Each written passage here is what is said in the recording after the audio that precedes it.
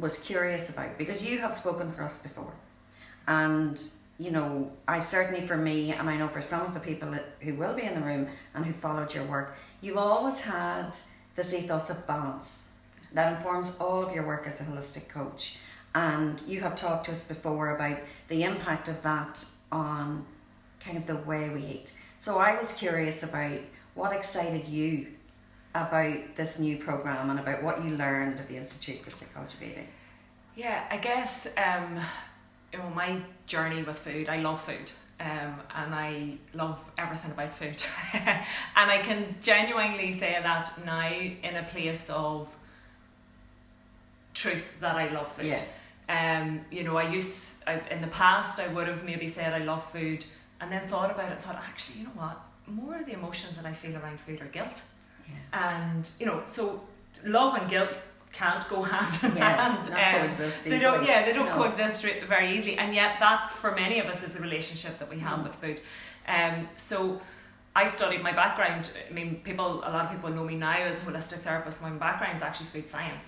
And I studied food science at Loughrea, and actually was yesterday with one of my friends from college, and counting down the years and going, it was over 20 years ago. And at that stage, I had always been interested in food and always loved kind of everything about food, really. And went back to do A-levels with the thought of going on to study food science and food technology. Didn't like A-levels, and against a lot of people's advice, thankfully with the support of my mum, decided A-levels weren't for me, and I was going to go to Loughrea and study food science at that point. And with that came nutrition, the science of food, food production, food processing, which, you know, totally blew my mind, like when I started to understand that whole process, and microbiology. So all of the things that kind of I'm still very interested in terms of the individual's health and well-being. And my own journey was that I actually didn't, when I worked on my relationship with food, it actually wasn't very much about changing what I ate. It was changing how I felt about what I ate, because that makes sense to me, actually. Yeah, you know, it wasn't like I ate relatively well. I'm not saying I had a perfect diet. I still don't. Whatever a perfect diet might be or looks like, because it varies for all of us. And yeah, so Be Balanced was kind of born out of my own journey with becoming more comfortable with myself, my weight, and my emotional baggage. Excuse me. And I guess my relationship with food. It was all kind of in, and Be Balanced, the program I've been running for about 10 years. And I've been following the work of the Institute of Psychology of Eating, and so much of it ticked my boxes. It just resonated on so many levels, because it was saying what I kind of had been saying, you at that level, again. And yet hadn't really found anybody that was thinking the same way that I kind of thought people are teaching it, or kind of really. And so I followed their work for a number of years, and then last year the Dots joined, and because it was quite a significant time and financial investment to study with the Institute of Psychology of Eating, and I was lucky enough to get a scholarship, a partial scholarship with them last year, which meant it was financially more viable, and then I just needed to find the time. And what really, I guess, made me, you know, they had, as much as I had the thinking, they had the research, they had the science behind it, they had you know, a sort of a set way of working. Those that know me kind of know that I'm a bit sort of, I work quite intuitively and can move, but this was an exact way of exploring the things that I've been really passionate about. And it didn't disappoint in any way. It was absolutely amazing. And again, for anybody who's watching and that does know me and knows how passionate I am about women's health and women's menstrual health, one of the real key deciding factors was when I read the recommended book reading list, and The Red Tent was one of the recommended books. So for anybody watching in, I highly recommend, particularly women, to check out The Red Tent as an amazing book. And that kind of made me thought, you know what, I found the right fit for me. Yeah. So the other thing, I suppose, is that, you know, what you were just talking about, you know, that difference between, you haven't changed your diet massively, but the relationship in why, or with why you eat food, and in choosing one food over another. And you've talked about this before, about, you know, going to a counter, and when you step up to the counter and you're making the choice between two pieces of food, and one of them will clearly nurture your body more than the other, that it's getting to the point where instead of thinking, oh my God, I better eat the salad, that actually you look at the salad and think, oh, I'd love that salad instead of the burger and fries beside it. Yeah. So many of us have quite a complicated relationship with food. And for the people who are going to come to the talk and who have tried in various ways to shift their relationship with eating, what are the kinds of things that they can hope to hear, or what can they hope to learn on that evening? I guess the concept that I use with that one that you're referring to is you can eat anything you want. It's when you change what you want, the journey becomes much easier. I think you're right, many of us will have tried lots of different ways to improve. Well, is it that we try ways to improve our relationship with food, or is it that we try ways to diet and lose weight, or whatever, you know? So that's the, I suppose, the fundamental question there is, have we actually spent years trying to improve our relationship with food, or have we spent years forcing ourselves to eat what we consider healthier food for a different objective, for a different reason? So that's the type of stuff that we'd be exploring. You know, what is a healthy relationship with food? How does that look like for us? And I guess sowing those seeds of looking at it differently, because that really is where the success comes from.